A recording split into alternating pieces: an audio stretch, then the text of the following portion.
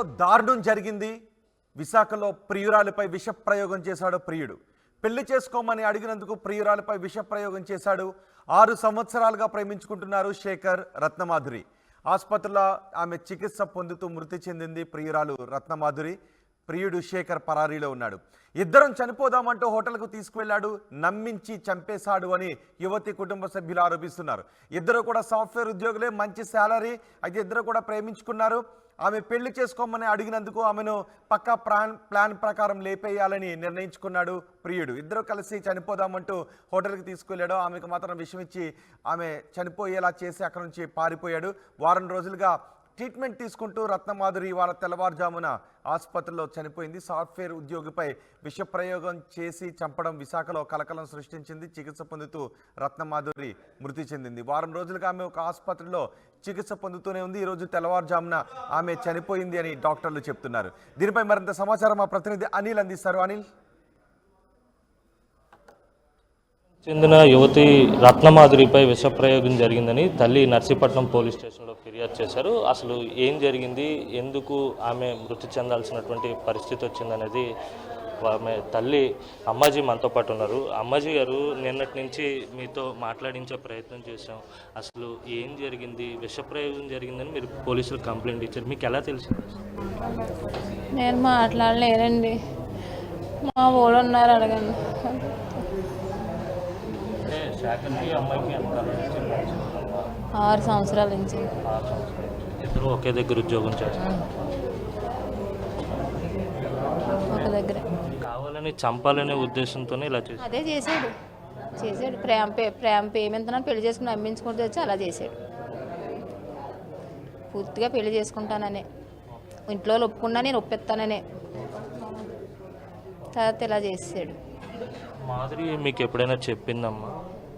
అడగడాలు అవి జరిగాయి, పెద్ద మంది దాకా అడగడాలు అన్నీ జరిగాయి. ఊళ్ళో పెద్ద మంది దాకా వెళ్తే చెప్పుదాం, కంగారు అంత ఇలాంటి లేట్ అవుతుంది కానీ చెప్పుదాం, అవుతుందని అన్నారు. వాళ్ళు కూడా మీకు తెలిసిన వారేనమ్మా, శేఖర్ వాళ్ళ? మా అమ్మాయి ఊరండి. మరి వాళ్ళ బంధువులతో అందరితో చెప్పారా ఈ విషయం అంతా కూడా? ఎందుకు తెలియదండి, జీవితం తీసేసారు, అలా తెలీదా? తెలుస్తాయి, తెలుసుకుంటారు. 6 రోజుల నుంచి ప్రాణాలతో పోరాడుతుంది పిల్ల మంచం మీద. ప్రాణాలతో, నోరు లేకుండా కొన ఊపిరితో పోరాడింది.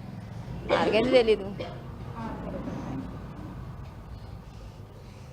పాపని బాగా చదివించారు, మంచి ఉద్యోగం కూడా చేస్తూ ఉంది. ఒకసారిగా ఇలాంటి ఘటన చోటు చేసుకుంది. బాధ ఉండదా బాబు? నాకు బాధ ఉండదా? నా కూతురు కావాలి, ఎవరిస్తారు? నాకు బాధ ఉండదా? చిన్నప్పటి నుంచి పెంచి చేసి ఈ స్థితికి తీసుకొచ్చిందని నాకు బాధ ఉండదా? నా కూతురు కావాలా, ఎవరిస్తారు? నన్ను అమ్మని ఎవరు పిలుస్తారు? నా కూతురు కావాలి. పెళ్ళి ఇష్టం లేకపోతే ఇష్టం లేదని ఎప్పుడైనా మీకు చెప్పాడా, మీతో కానీ బంధువులతో కానీ? ఎప్పుడైనా నాతో ఏమో తెలియదమ్మా, వాళ్ళిద్దరే పడ్డారు. ఆడైతే ఇంట్లో ఒకలాగా పిల్లద చేసుకుంటానని తరతలా గేమ్ ఆడేసాడు. ఆడే ఏదో చేసేసాడు. ఎక్కడ జరిగిందమ్మా ఈ ప్రయోగం, విషప్రయోగం చేశారని మీరు కంప్లైంట్ ఇచ్చారు? ఎక్కడ జరిగింది? నాకు చెప్పలేదమ్మా, నేను బాధపడుతున్నా. పెద్ద ఈ ఘటన జరిగే ముందు వరకు అమ్మాయి మీతోనే, మీ దగ్గరే ఉందమ్మా?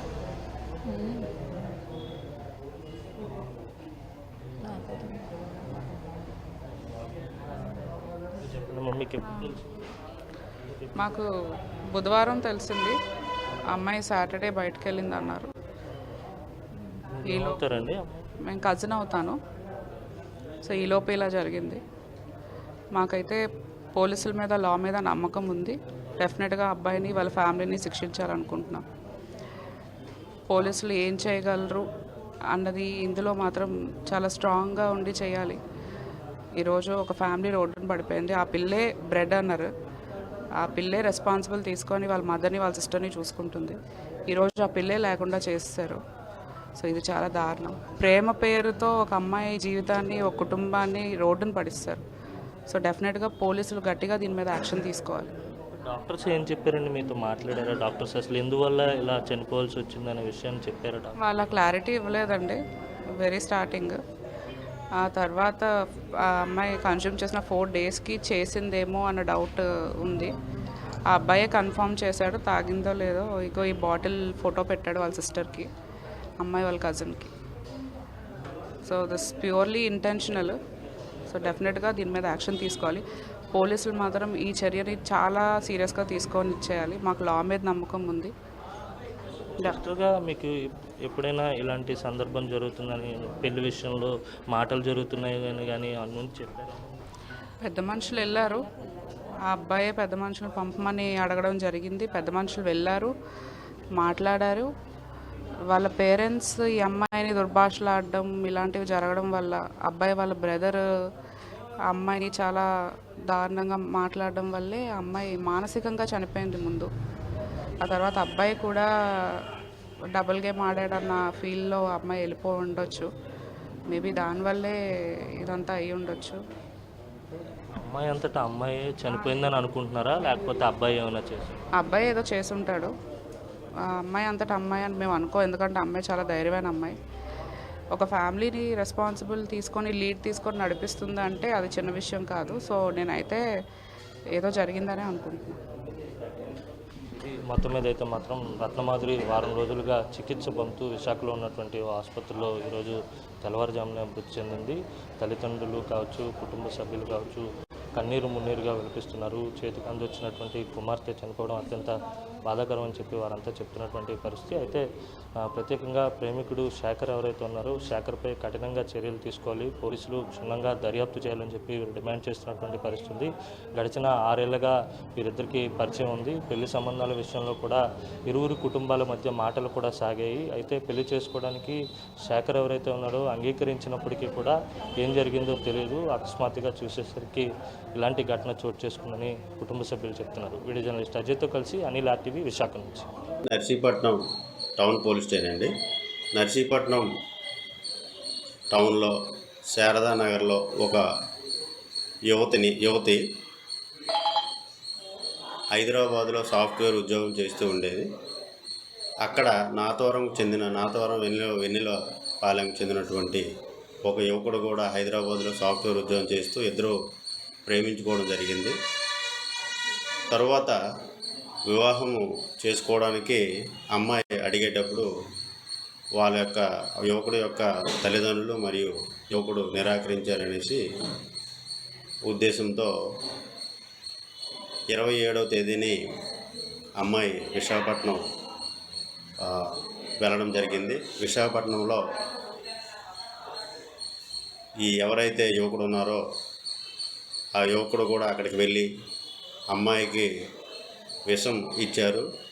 వివాహం చేసుకోకుండా తప్పించేందుకు విషప్రయోగం చేశారనే విధంగా ఈ ఫిర్యాదు రావడంతో వాళ్ళ అమ్మగారు ఇచ్చారు ఆ ఫిర్యాదు పైన కేసు నమోదు చేయడం జరిగింది.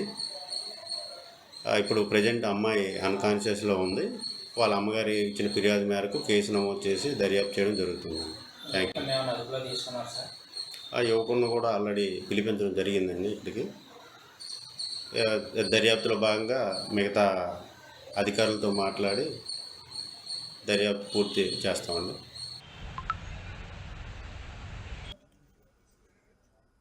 సో రత్నమాధురి బాబాయ్ కూడా మాట్లాడారు. రత్నమాధురి బాబాయ్ ఏం మాట్లాడారు ఒకసారి విందాం. సాఫ్ట్వేర్ ఉద్యోగి రత్నమాధురిని ప్రియుడు శేఖర్ చంపాడని చెప్పి తల్లి ఇప్పటికే నర్సీపట్నం పోలీస్ స్టేషన్లో ఫిర్యాదు చేసింది. గడిచిన వారం రోజులుగా చికిత్స పొందుతున్నటువంటి రత్నమాధురి ఈరోజు తెల్లవారుజామునే తుది శ్వాస విడిచింది. తల్లిదండ్రులు కావచ్చు, బంధువులంతా కూడా కన్నీరు మున్నీరుగా విలపిస్తున్నటువంటి పరిస్థితి. ప్రస్తుతం రత్నమాధురి బంధువు మనతో పాటు ఉన్నారు. అసలు ఏం జరిగింది, ఎందుకు రత్నమాధురి చనిపోవాల్సి వచ్చింది, శేఖర్ పాత్ర ఏంటి? శేఖర్ పాత్ర అంటే మ్యారేజ్ చేసుకుంటానని 6 years నుంచి వీళ్ళు లవ్లో ఉన్నారని తెలుస్తుంది సార్. అంటే మొదటి నుంచి కదా 3-4 monthsలో పెద్దలకి చెప్పడం జరిగింది. వాళ్ళు అమ్మాయి వాళ్ళ తల్లికి 3-4 months క్రితం అంటే ఒకే కంపెనీ ఇంపోసిస్లో చేస్తున్నారు, హైదరాబాద్లో చేస్తున్నారు. ఈ అమ్మాయి తాతగారిది ఆ అబ్బాయిది, ఈ అమ్మాయిది ఏదైతే వెన్నెలపాలెం అని ఆ అబ్బాయిది కూడా ఎవరే విలేజ్లు కాబట్టి వీళ్ళందరికీ రిలేషన్ ఉంటుంది. ఒకే కమ్యూనిటీ, ఇబ్బంది పడే పరిస్థితే లేదండి అసలు. ఒకే కమ్యూనిటీ తేడా కాదు. ఇవన్నీ ఇద్దరు ఉద్యోగస్తులు ఈలోపు చేసుకుంటానని లివింగ్లో ఉండి కూడా అమ్మాయి సహజంగా లివింగ్లో రావడానికి ఇబ్బంది పడతారు.